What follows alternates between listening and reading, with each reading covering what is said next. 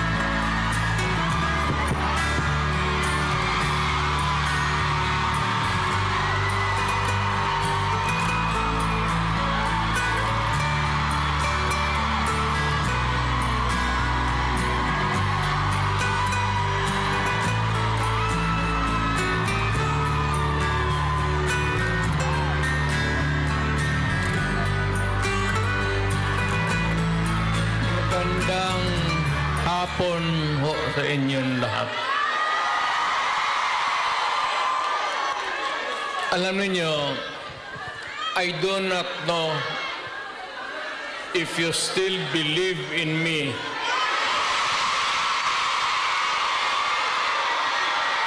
Pero nakatingin ako sa inyo. Ano ko?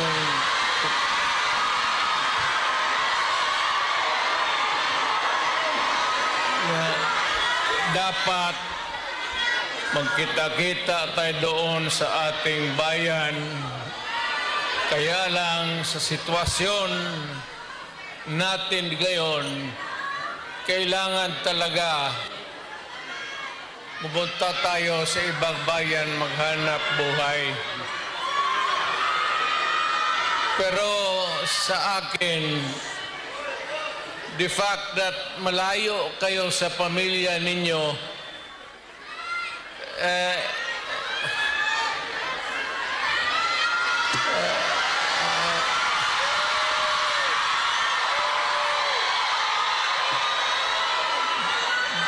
dama ko yung lungkot at alam ko yan.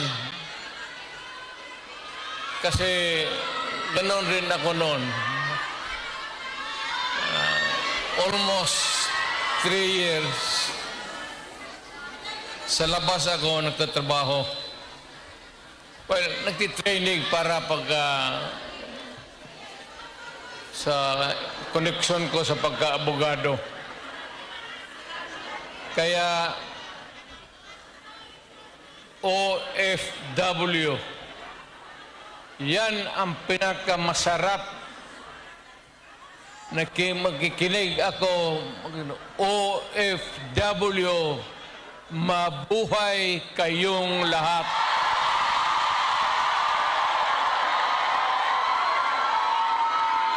At ang mundo dapat magpasalamat na merong mga Pilipino na magpunta dito sa kanila, sa ibang bayan, para magtrabaho para sa kanila at para sa atin, makaipon ng pera para sa pamilya natin.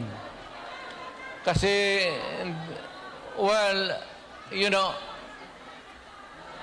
it would take about 7 to 10 years bago mawala itong sitwasyon natin na ganito. But in the meantime, that we are not really ready economically to provide opportunities na trabaho para sa lahat, then I said, napipilitan tayo dito maghanap ng trabaho para sa ating mga pamilya. Kaya yung upuan niya, Kaya ako ngayon dito, this is not the first time that I have kaharap ko kayo. tapos i-skip Palad natin. ng PDP labas. At magdasal tayo na yung pagod ninyo ngayon dito ang makinabang ang mga pamilya ninyo at ang mga anak ninyo. Mabuhay kayong OFW.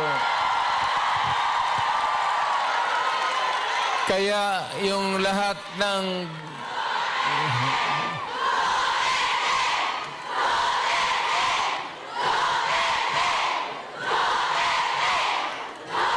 kaya kayong lahat ng mga dalaga pa,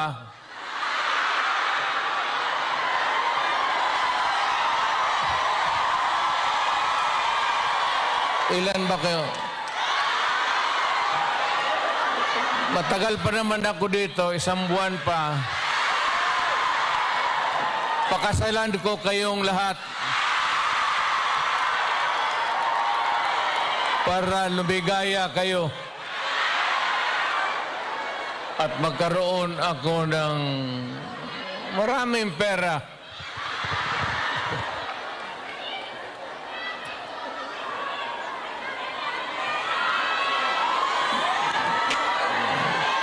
You know, hindi lang ito sabihin ninyo. Hindi ako nagbubula, ha? Yung mga taga rito na tumanda na nung nakilala yung pamilya ko. Yung matanda na, yung may karanasan sa Davao noon, alam ninyo yan na ang sitwasyon namin pareho sa inyo. Matagal kaming walang ama kasi abogado siya. Ano pa naman ang Pilipinas noon, ang hanap buhay nasa siyudad talaga. Ang abogado walang silbi dyan pag sa barangay. So, ganun na-experience namin ako, na ang tatay ko, iniwan kami sa lolo pati lula ko at ang tatay ko nagtrabaho sa labas. Ganon, sa labas ng probinsya. So, damang-dama ko talaga yung buhay ninyo. Huwag na yung kalungkutan. Huwag na yung, kasi that's reality. Ginusto man natin sa hindi, kailangan talaga maghanap buhay. So, huwag na masyado yung mga sentimental na ano. Basta dito, punta tayo dito, nagtrabaho. At nandito kami, pinsan, napasyal ako, kasama ko ang anak ko. Saan ba si...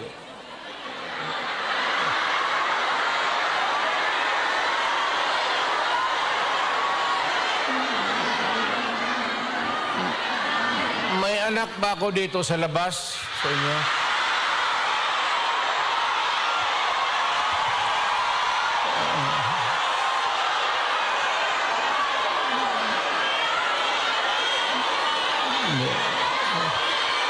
Sobra naman yung 5. Pagkaalam ko 2.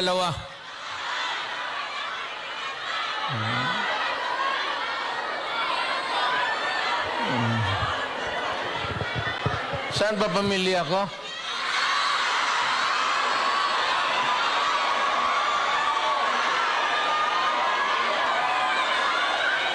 Wala pa, sir, wala pa. Wala pa si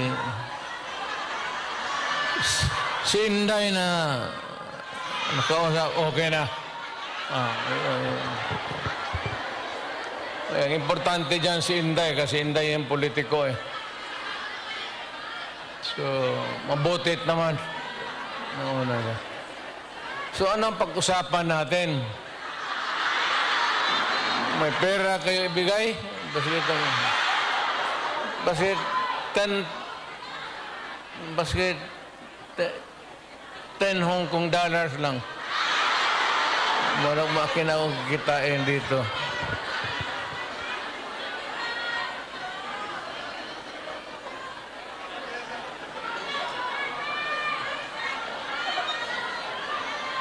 Sunod punta ko dito, magministro na ako. Kasi pagtapos ng usapan natin, give, ganyan lahat. Well, ang problema natin sa Pilipinas ngayon, hindi na kasing bigat noon. You know, you'll have to be patient with government. It is not at all times maganda. Minsan ang gobyerno may kapalpakan. Ang akin lang, well, of course, kasi from the outside na ako, na makikita ako na yung ganito, yung seldom na tinitignan ng tao, ng Kongreso, na masilip lang man kayo kung ano ang kailangan, not only dito sa Hong Kong, but all over the world, Filipinos who work there because they have to. So, ang akin, nagpapasalamat ako. Ang una-una, yung tulong ninyo sa economy ng bayan. At second, yung social order. Yung problema na yung mga anak natin makapag-aral ng husto. Kaya naman ako nakita ninyo na patong-patong ang kaso ko. Sa totoo lang, baka ang balita ko, may warrant daw ako pag... Hindi, totoo. Yung sa ICC or something. Matagal na akong hinahabol ng mga putang ina.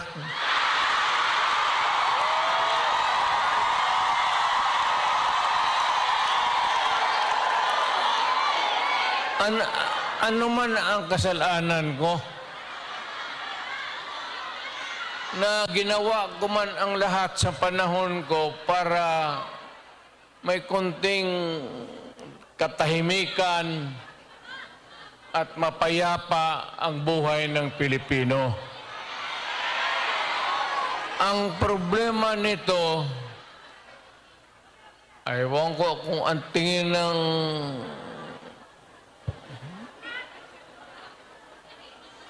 ako'y raw yung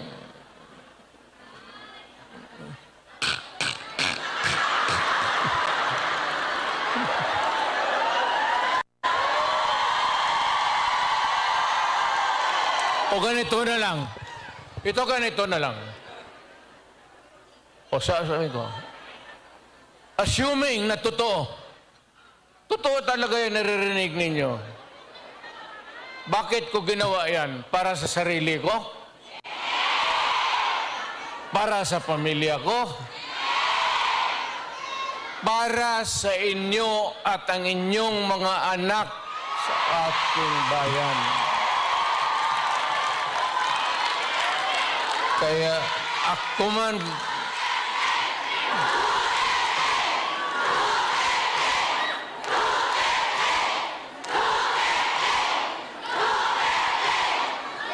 ang higain ko na lang sa inyo, total, kung ganito man talaga ang swerte ko sa buhay, okay lang, tatanggapin ko yan.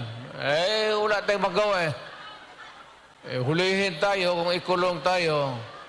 Kaya lang, meantime, mag-contribute kayo, baski $5, $10, para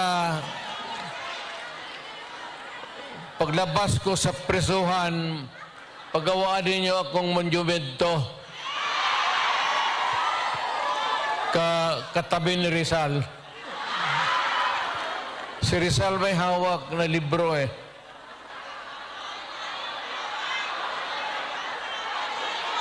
Akin.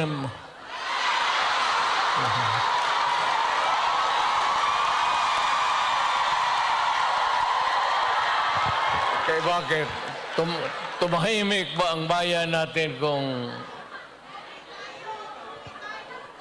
Pilipinos, hold up dito, hold up. Wala nang ginawa kung ini. Tayong mga ayaw ng gulo, napipilitan tayo to confront evil because nandyan sa harap natin. Sino ba naman gustong pumatay? Putang inang yan.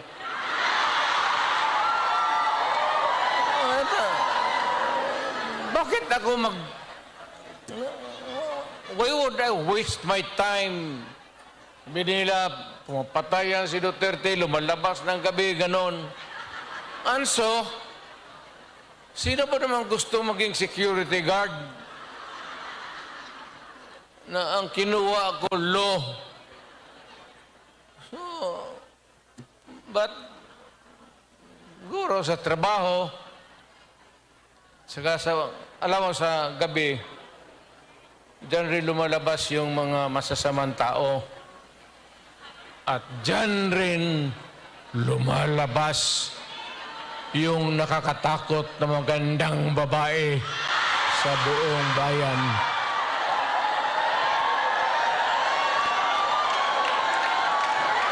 Sino man nakita ninyo maganda sa araw? Nakita?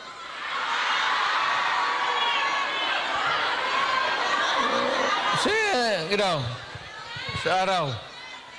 Yung nagtatrabaho, pati ng basket, na mamalinggi. Pero pagkagabi, makita mo, lumalabas. Mga anghel, gising na. Ang mga demonyong putang inatulog na.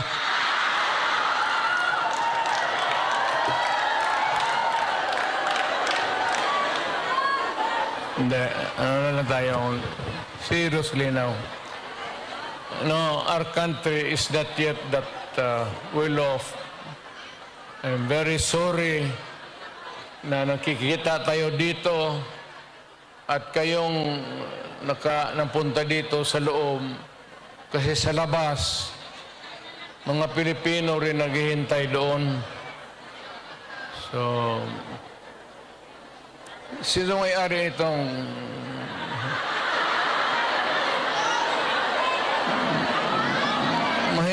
mahinang klase? Siguro contribute lang tayo. Gawa natin third floor for exclusive use. Para every Saturday makita-kita tayo.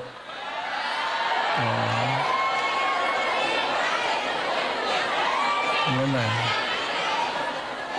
Maraming mag-uwi dyan, buntis na. Yung mga dalaga.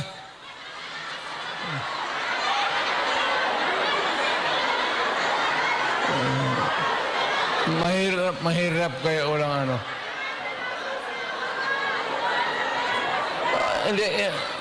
Hindi ako mag-survive ng buhay na walang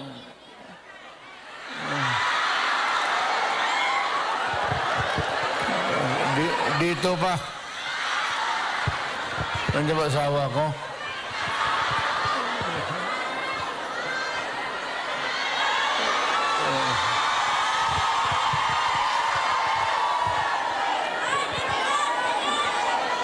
I mean, you know, ganito yan.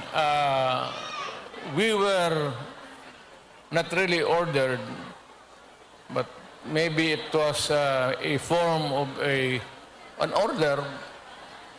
But ang dumating sa atin ay request from the Hong Kong authorities that we avoid talking about politics. Ako wala naman akong planong, no plans to talk about politics.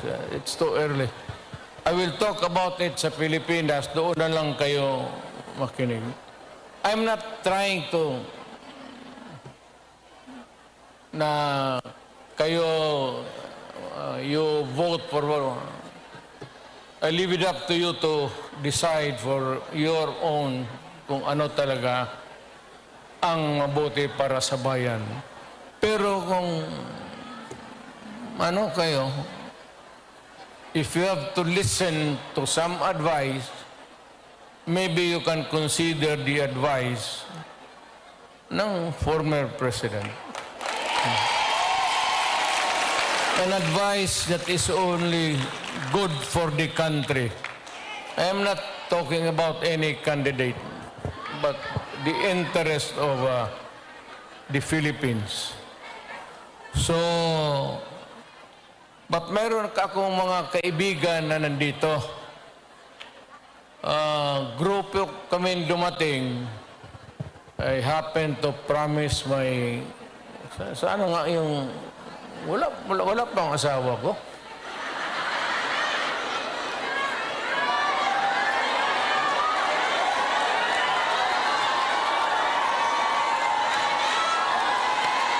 Wala ah.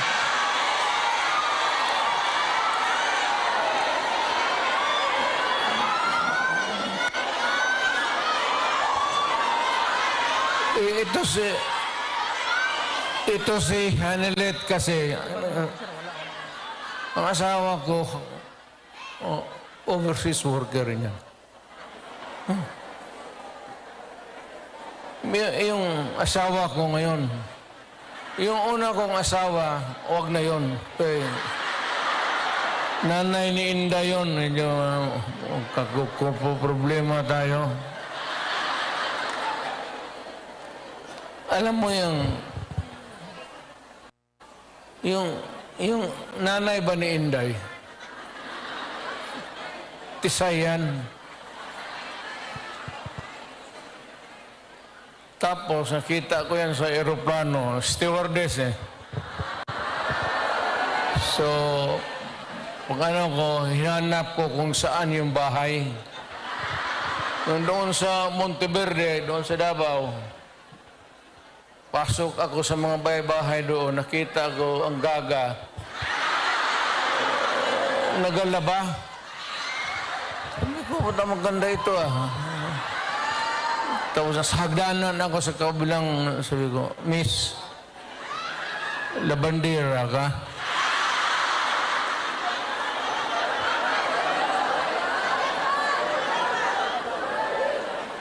Ewan ko kung sinong taga-Davao dito.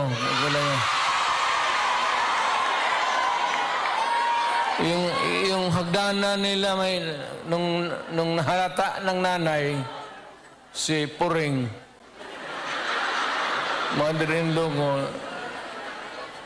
inilipat yung aso doon sa hagdanan. Tangina, hindi ako makaakyat.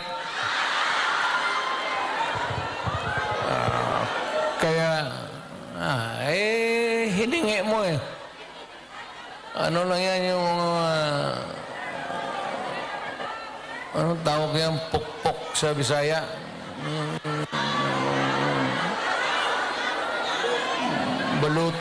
Balutin mo ng karne, tapon mo doon. 2 araw, ang aso nila 2 aso na ako na.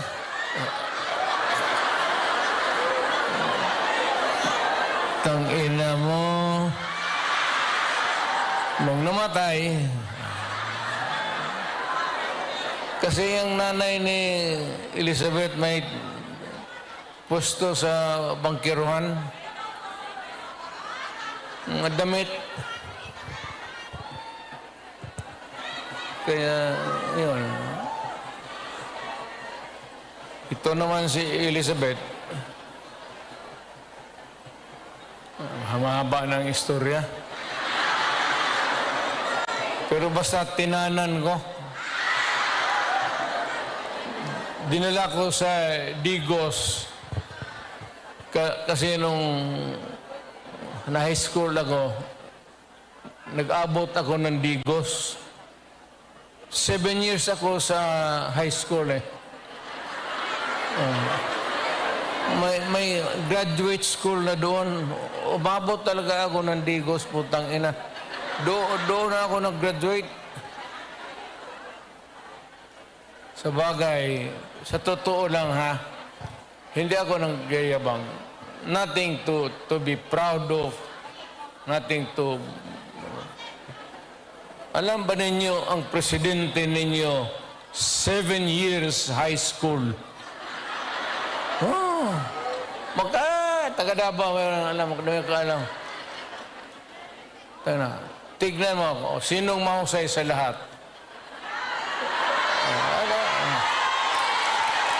Kasi nag-aral ako ng matagal sa high school talaga. Tinapos ko ng 7 years para ma-master ko yung buhay.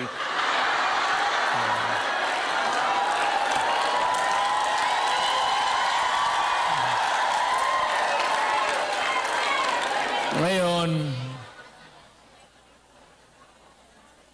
noon nagpunta ako dito, magpunta kami ng pamilya, wala man kaming kilala. Ngayon, magpasok ako sa harap ninyo, mayabang na. Mga kababayan, ano bang sunod ang gagawin natin? Ano ba itong Pilipinas? Maligaya kayo o hindi? Maligaya pala ka. Sa bahay, hindi na. Yung Inday na. Yun ang maldita. Di ba sinabi ko sa inyo, sino yung mga matatanda dito, nanan? Di ba sinabi ko sa inyo, maliit pa yan si Inday? Sinabi ko na sa inyo, maldita yan, bantay kayo. So, nakita nila nagbugbog ng pulis. Hindi lang yun. Hindi, yung nakita lang ninyo sa TV, maraming binugbog yan, mga driver namin, pati... Buang talaga yan si Inday. Pero kung yun ang masunod sa inyo, magsunod sa akin pagka...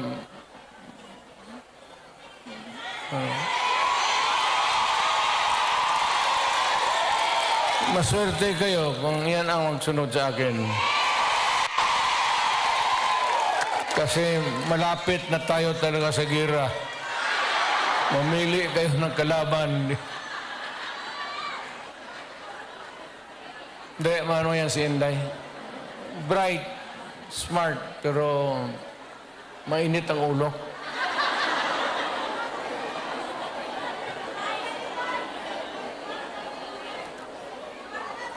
Hindi na ako magtagal kasi ang pinunta namin dito, magpakilala naman.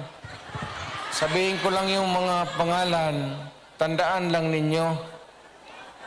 Si attorney, si lawyer, Jimmy Bundok. Ayan, nandito pala eh. Then we have General Philippine Constabulary ito, PPC. General Ronald Bato de la Rosa. Hinuli ng pulis. Pulis yun, huli nila. Tapos ang sunod, patron ito. Patron ito. Yung iba may mga medalya pa.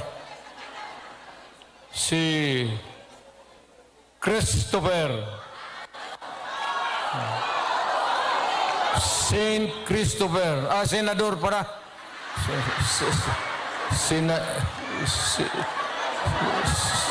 Senador Christopher Lawrence Bongo.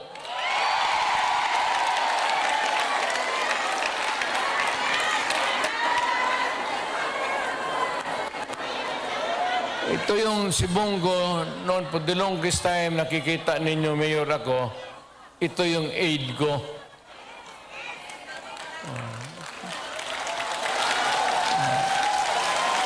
My first aide was a military man. Si Lieutenant, si Jimboy. Kabarkada niya namatay. Tapos sabi niya, kung wala pa akong kapalit, many years ago, nag-volunteer siya. Sabi ko, sige. Pero mahusay, Senator Bongo. Pero walang ito bright ito. Bright talaga ito. Chinese ang check, magkwenta ito sa yung mga finances namin, gano'n. Hindi na magamit ng calculator. Dito lang. Putang ako nga, 1 plus 1, 3 na.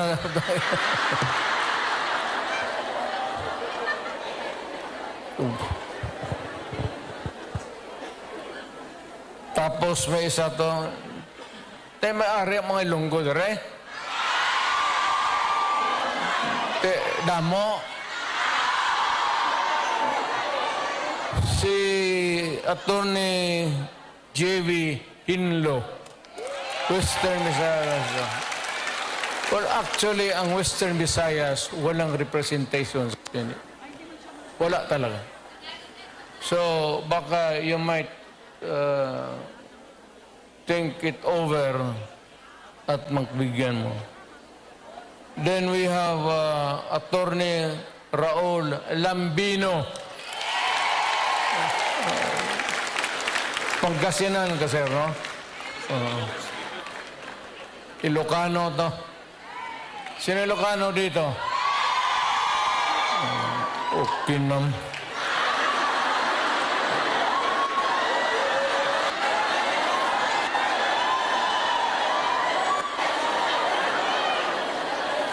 Ang sunod si Rodante Marcoleta.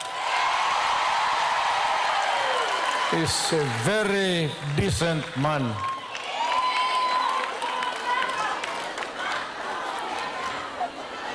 Sinong iglesia dito?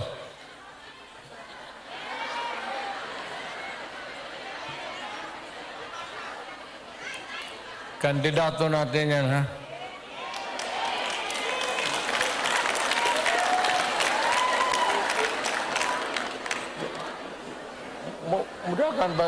Mudahan si Pastor.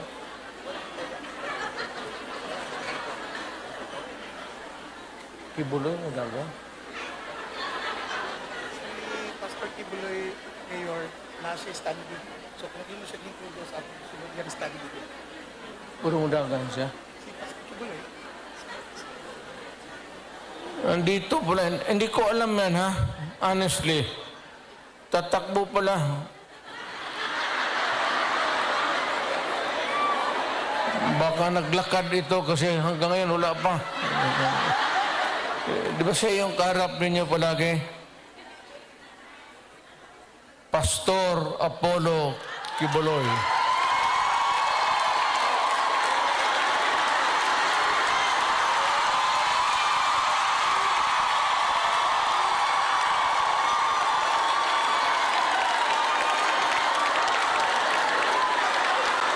Tingnan yung relo niya, pati relo ko.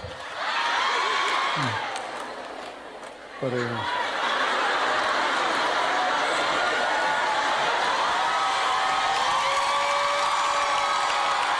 At least si pastor, pag humawak siya sa dibdib niya, kaharap kayo, yung pag-ibig niya yan para sa lahat. Kami naman, kung maglugod, tapos nakatingin ng magandang babae,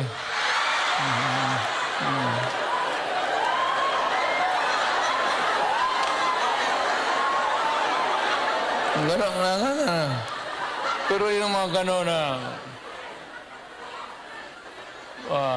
I am proud to meet you, mga gano'n na style. Pero yung mga gano'n, tapos, huwag yan. Oh,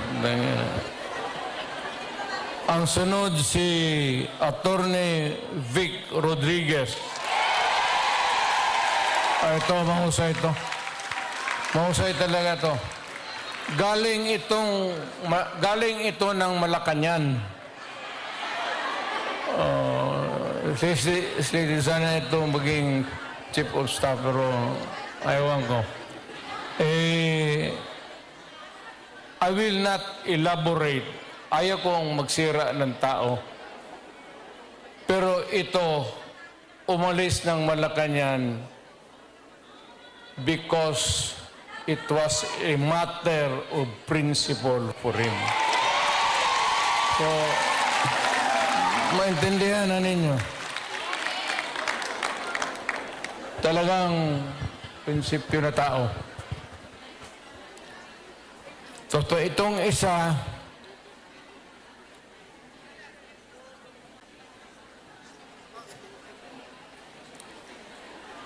gusto mo magdagdag ito ng babae sa buhay niya.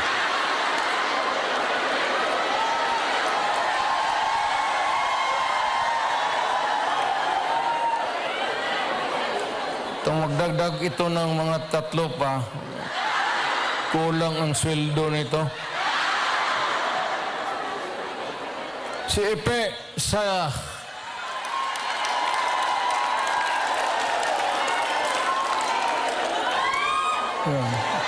kita mo?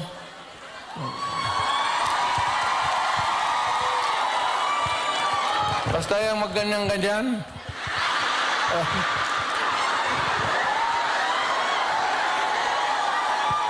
Style bulok.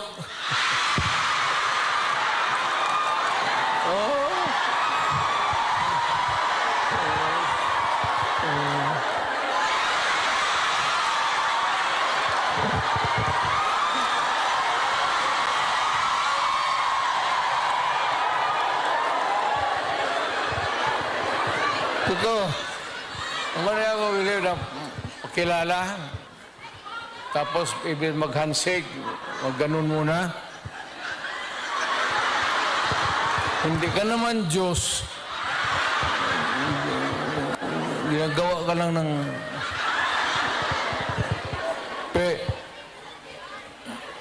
ibahin mo. Ibahin mo na yung style mo. Bulok na yan.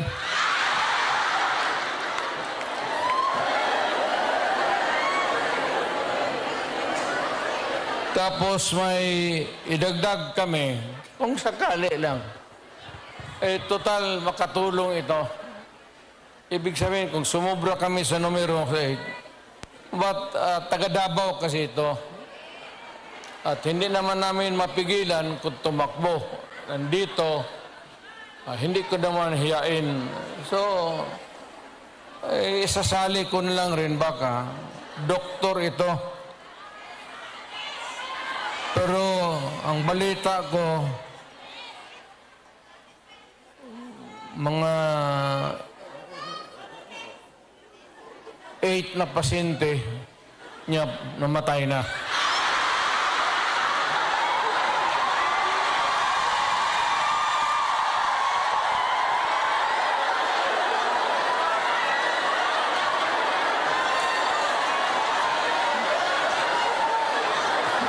Either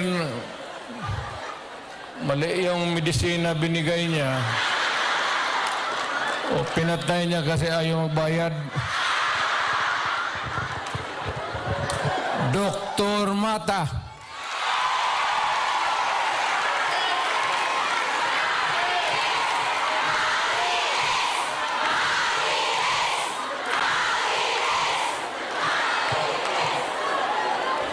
Kumpiyansa kayo na.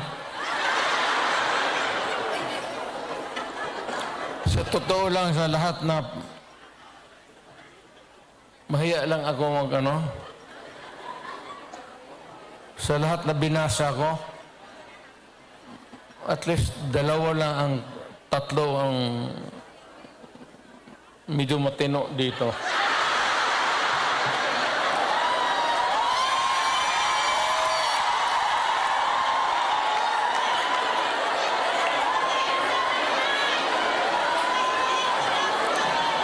Ang hindi ko talaga masiguro itong si Bungo.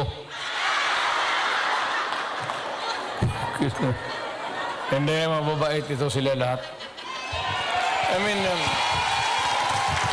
mga kapatid, I will not, hindi ako ng muka. Time na.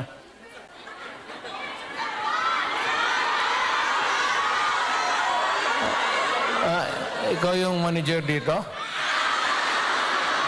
Ito yung mag-protocol, Mayor, na si Robin Padilla sa dito ng body.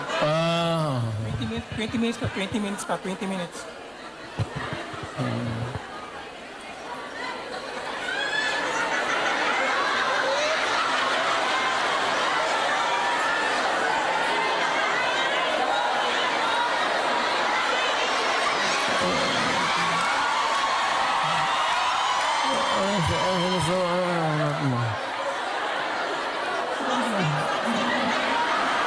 Buntis ka?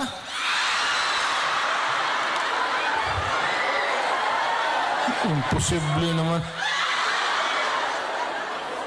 Surat mo nga uli.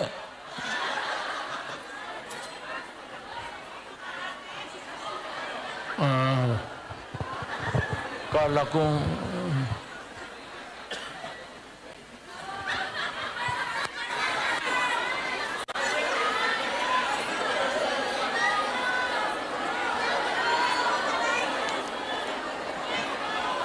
itong babae. Kaya ka litse-litse yung buhay ko. Paski ng presidente ako. Dahil sa babae. Kasi maraming bisita dyan sa Malacanang noon. Tapos may makita ako babae na maganda. Unahin mo yon. Bakit magreklamo mo? Pinabuntisan ako ng gwardya mo sa... Tangina. Dito tayo sa party list. Si Harold Duterte. Alam mo, I have not...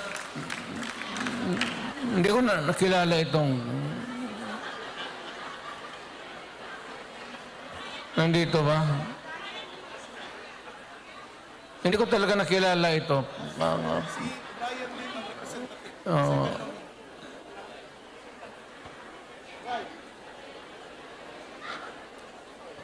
Ang nandito si second nominee, si Brian Lim. So, may dalawang insekta dito. Go pati Lim. Dito na lang kayo magtakbo sa Hong Kong. Sige.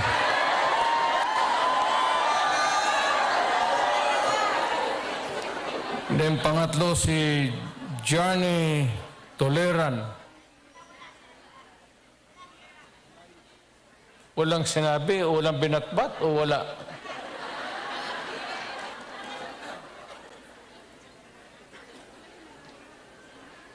Bakit? Wala siyang pamasahe? Takbo-takbo ganyan lang yung mga yun.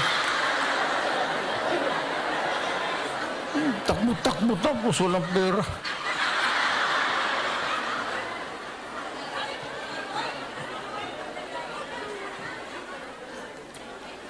Ano pa ba? Ano pa ba ang... seriously now, ano pa ba ang dapat ninyong malaman? Well, one is that we're trying really to improve the governance of the country to help.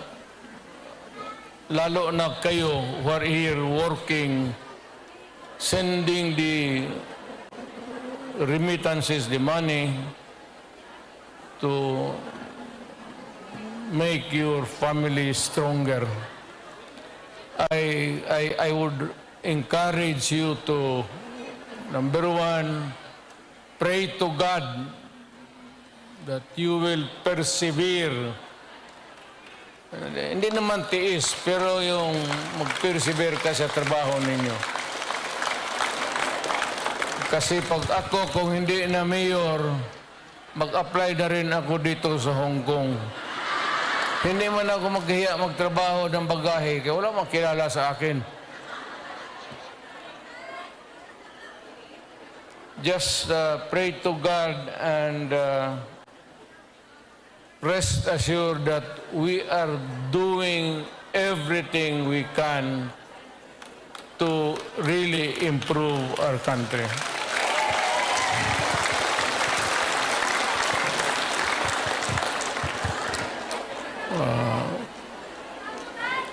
Well, anyway, kung hindi ko kayo maano, mayang gabi sa may plaza ba dito? Mag-upo lang ako doon, isa-isa lang. Hindi sabay kasi, hindi kaya. Istorya tayo ng problema natin sa buhay.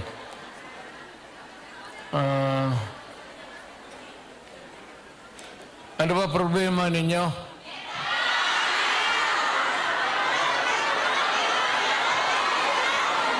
Ano problema ninyo?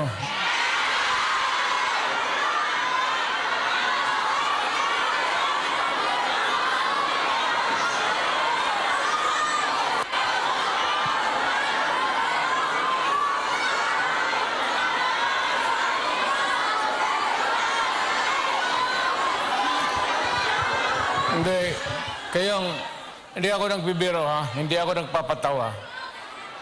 Kayong may mga asawa, keep your faith in the marriage.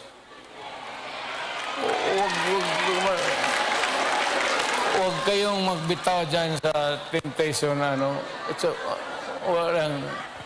You're here to help your family and do it. Do not waste it in some other things na activities that would destroy the family and destroy you. Ang akin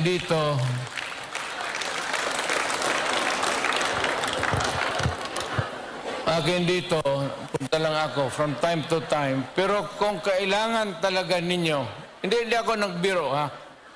Kung kailangan talaga ninyo, if you want something kung sakali brought to the attention of the authorities here in Hong Kong, whatever it is, problem, makausap natin, I am willing to do it.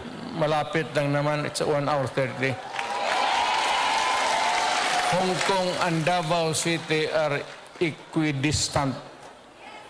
1 hour 30 minutes lang rin ang... So I can come. Kung ano lang, huwag kayo pabigla-bigla. Huwag kayo mapabigla-bigla. Kung hindi mo kaya, sino bang... Yung leader ninyo. Kung hindi ninyo kaya, paski anong klase yung problema. Kung hindi na ninyo kaya, tawagan ninyo ako. Kung may problema ka sa asawa ninyo, iwan, putulin natin yung utin ng butang ina.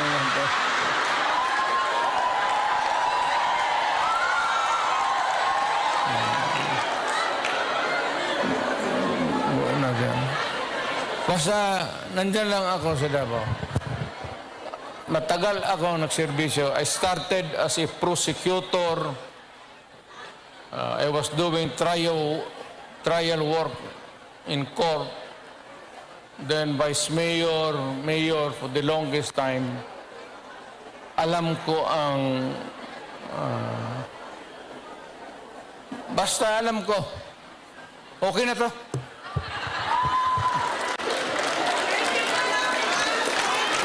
Yung may apologies sincere sa yung mga Pilipino na hindi nakapasok.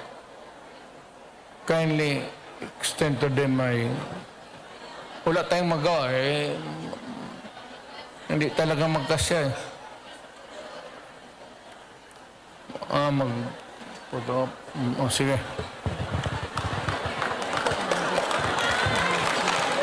Saan ako magtindig?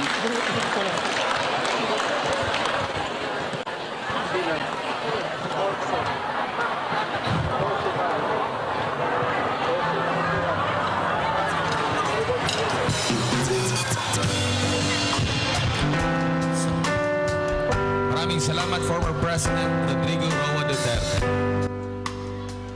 Proceed na tayo sa ating picture taking with the President.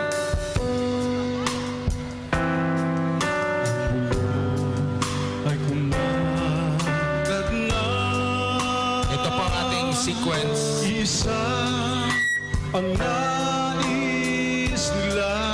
Ang una po, Isigaw ang nadarama.